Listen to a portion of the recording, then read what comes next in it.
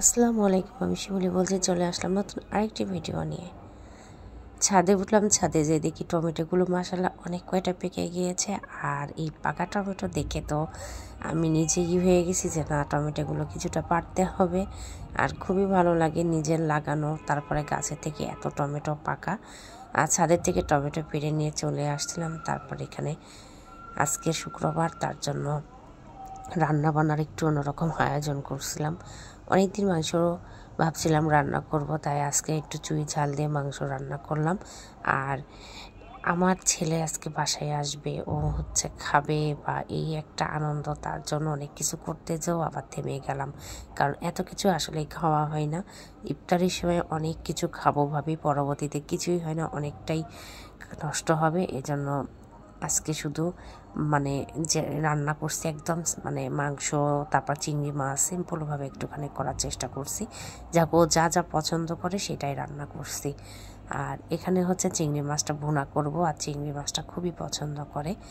আর ওর জন্য চিংড়ি মাছটা করা, আর ও খেতে খুবই পছন্দ করে। আর চিংড়ি মাছ হলে পারে অন্য কিছু তেমন লাগবেই না, তার জন্য বেশি কিছু একটা করিনি।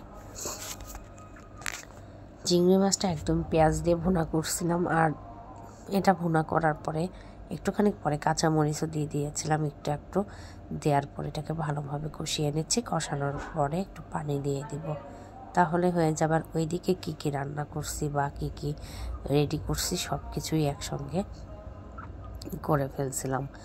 আর ইফতারির আগে আগে রান্না করে রাখলে পরে সবচেয়ে ভালো হয়, অনেকটা সুবিধাও হয়।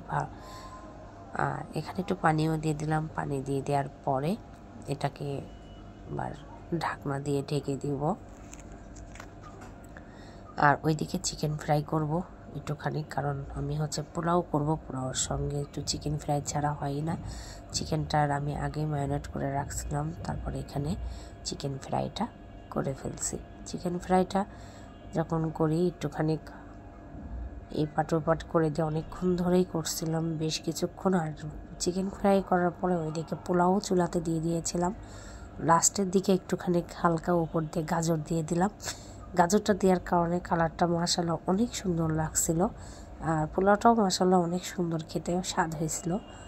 আর এগুলো দেওয়ার পরে একটু নাড়াচাড়া করে দিয়ে তারপরে বেশ কিছু আমি বেরেস্তা করে রেখে দিয়েছিলাম, সেই বেরেস্তা বের করে নিয়ে এসে ছিটিয়ে দিয়ে দিলাম। আর এই বেরেস্তা কিন্তু ফ্রিজে আমি নর্মালি রেখে দিয়েছিলাম, অনেক সুন্দর মচমচা এবং অনেক সুন্দর হয়ে আসে। যা হোক, বারবার বেরেস্তা করার ঝামেলার থেকে এভাবে করে রেখে দিলে বেশ কিছুক্ষণ থাকে। আর এদিকে এবার আজকে খাবারের শুধু থাকবে, তার জন্য তেমন ইফতারের বেশ কিছু করিনি, হালকা পাতলা একটুখানি করা হয়েছিল। আর এখানে আমার মেয়েটা রান্না করছিল, খুবই ভালো লাগছিল খেতে। আজকের মতো এখানে বিদায় নিব। সবাই ভালো থাকবেন, সুস্থ থাকবেন। আল্লাহ হাফেজ।